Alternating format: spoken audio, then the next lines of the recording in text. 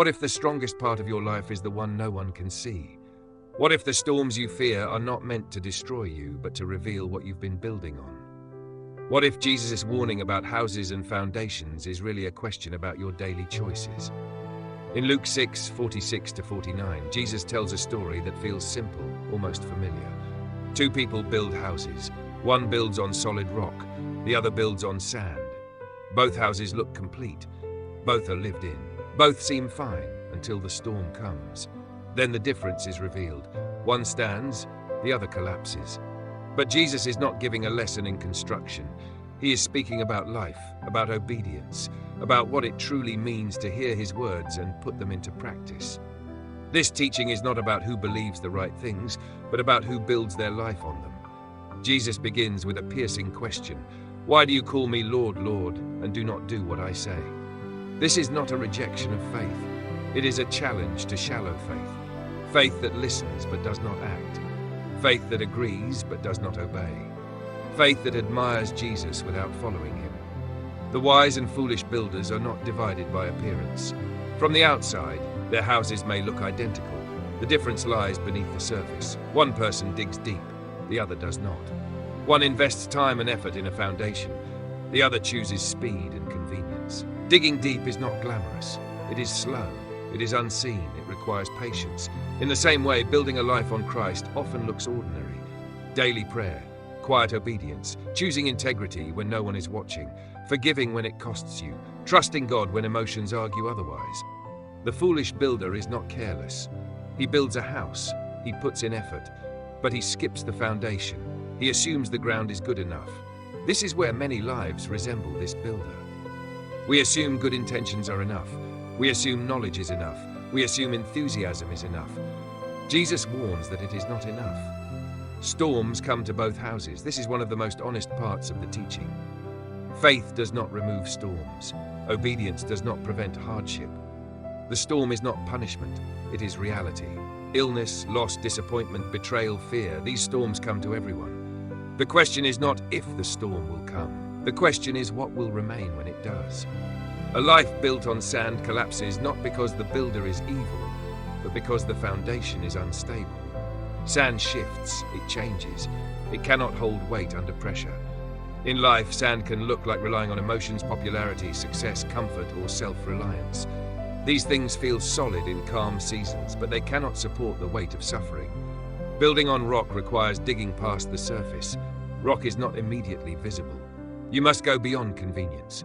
Spiritually, this looks like moving past inspiration into discipline, past agreement into obedience, past hearing into doing.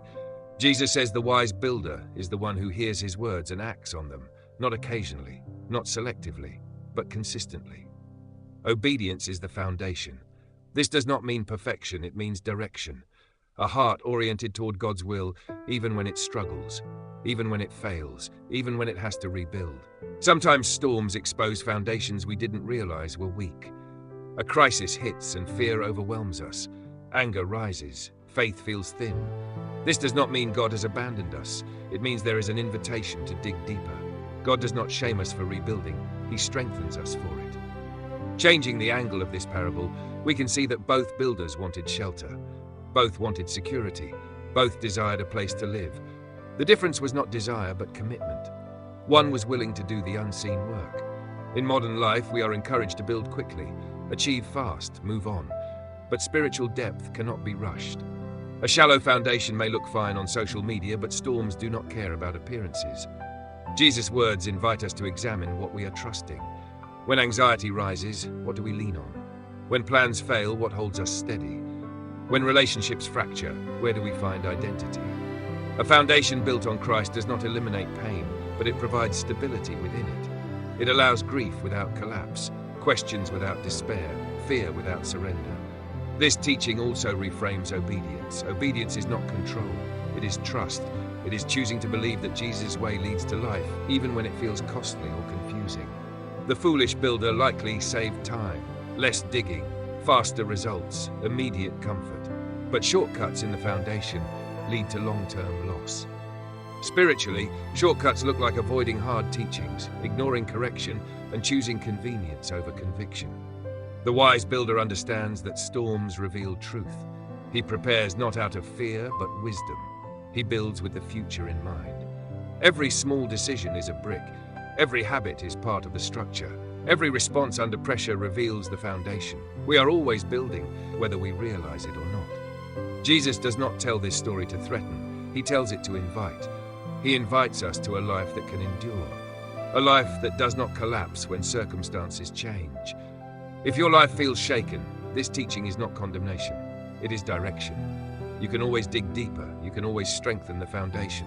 Grace allows rebuilding. Faith is not proven in calm weather. It is revealed in storms. The rock Jesus speaks of is not just his teaching, but his person. Relationship with him, trust in him, dependence on him. When we build on Christ, we build on something unmovable. Sand shifts with culture. Rock remains.